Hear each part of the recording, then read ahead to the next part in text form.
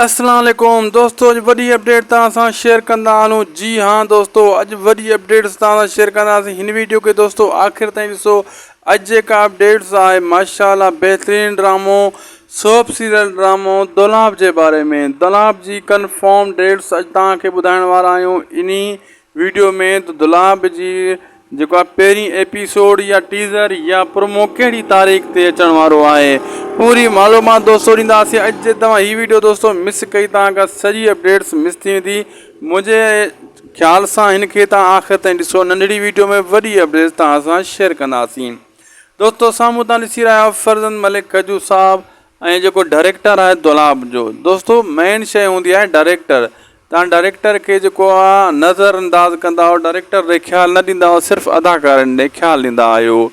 तव्हांखे ॿुधाईंदो हलां त जंहिं ड्रामे में अदाकार हूंदा आहिनि उन में जेको डायरेक्टर हूंदो आहे उन अदाकारनि खे बि डायरेक्टर सम्झाईंदो आहे त हीअ लफ़्ज़ तोखे हीअं चवणो आहे, हीअ सीन तोखे हीअं करिणो आहे, ऐं पोइ उहे अदाकार थींदा आहिनि। न त अदाकारनि खे बि ख़बर न हूंदी आहे त असां कहिड़े हिसाब सां इहो डायलॉग हणूं।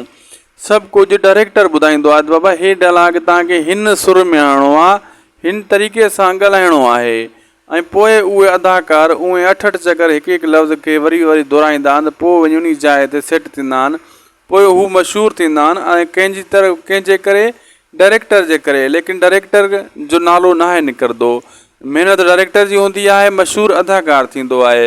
हाणे अहिड़े हिसाब सां दोस्तों मां तव्हांखे ॿुधाईंदो हलां त हाणे फ़नकार जेका हूंदा आहिनि मशहूरु थींदा आहिनि जॾहिं कंहिं कलाम खां, लेकिन उहो मशहूरु उन्हनि जी महिनत न हूंदी आहे। महिनत हूंदी आहे शाइर जी, ऐं शाइर जॾहिं महिनत कंदो आहे, सुठो कलाम लिखंदो आहे ऐं फ़नकार खे सम्झाईंदो आहे, उते स्टूडियो में बि गॾु हूंदो आहे, त हीअ लफ़्ज़ हीअं चओ, हीअ लफ़्ज़ हीअं चओ, हीअ फलाणी धुन में हिते सुर बिहार। पोइ उहो फ़नकार वञी ॾकी ॾकी उहो कलाम उते सेट कंदो।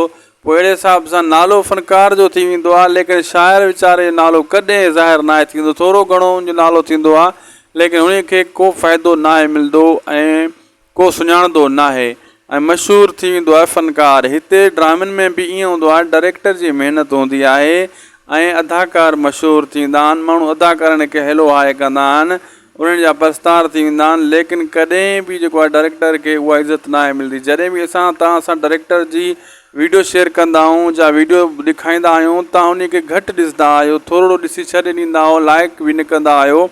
दोस्तों फरज़ंद मलिक खजू साहब 19 तारीख़ खमीस ते जेको हाणे शूटिंग स्टार्ट थियण वारी आहे दुलाब जी ॿीहर। बहरहाल चंद ॾींहंनि जे अंदरि तव्हांजे साम्हूं टीज़र बि अचण वारो आहे दुलाब जो। पोइ पुरमो ईंदो, लाइक शेयर कंदा।